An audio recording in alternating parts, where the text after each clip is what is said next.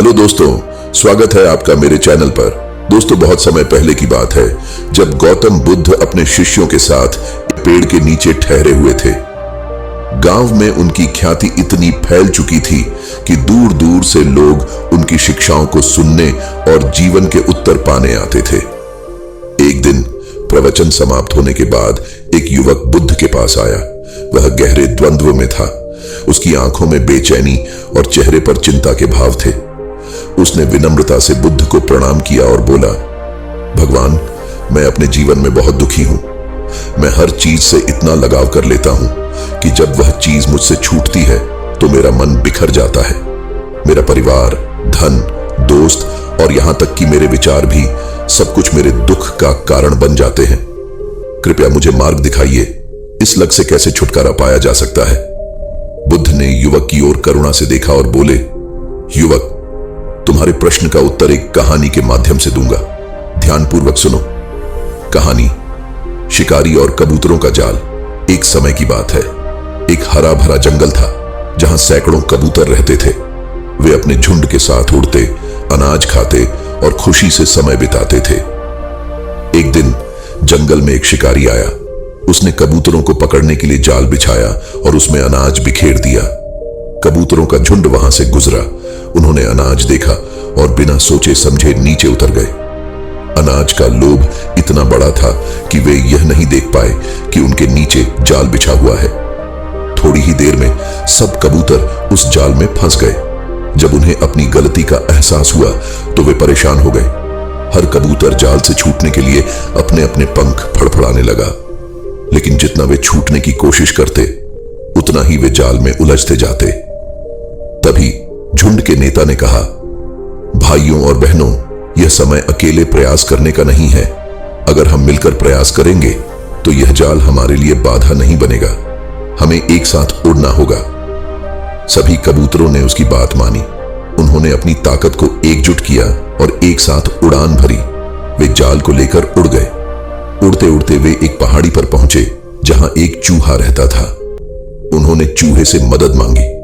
चूहे ने उनके प्रयास और एकता को देखकर कहा, मैं तुम सबकी मदद करूंगा।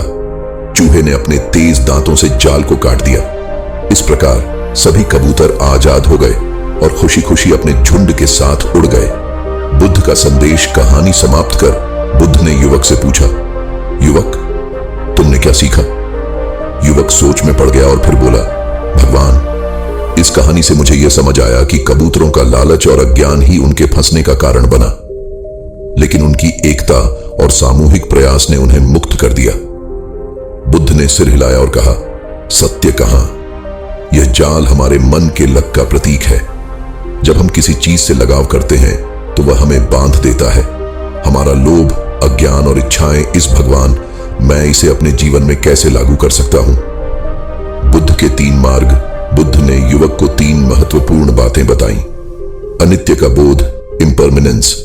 उन्होंने कहा, युवक, इस संसार की हर चीज अस्थाई है। कोई भी वस्तु, व्यक्ति या विचार स्थायी नहीं है। अगर तुम यह सत्य समझोगे तो तुम्हारा लगाव स्वतः कम हो जाएगा। जब तुम देखोगे कि जो तुम्हें प्रिय है वह एक दिन समाप्त हो जाएगा तो तुम्हारा मन उसे छोड़ने के लिए तैयार होगा। ध्यान और आत्मनिरीक्षण। ध्यान तुम्हारे मन को शांत करेगा और तुम्हें अपनी इच्छाओं और लगावों को समझने में मदद करेगा। ध्यान करो और अपने भीतर की बेचैनी को देखो। जब तुम अपनी इच्छाओं को पहचानोगे तो तुम देखोगे कि ये केवल भ्रम है। वैराग्य का अभ्यास, डिटैचमेंट। वैराग्य का अर्थ यह नहीं है कि तुम संसार को छोड़ दो। इसका अर्थ है संसार में रहकर भी उससे जुड़ाव न रखना। जैसे कमल का फूल कीचड़ में रहता है लेकिन उससे प्रभावित नहीं होता, उसी प्रकार तुम अपनी जिम्मेदारियां निभाओ लेकिन अपने मन को किसी चीज से बांधो मत। उपसंहार। युवक ने बुद्ध की बातों को ध्यानपूर्वक सुना। उसने समझ लिया कि लग केवल अज्ञान और लोभ का परिणाम है।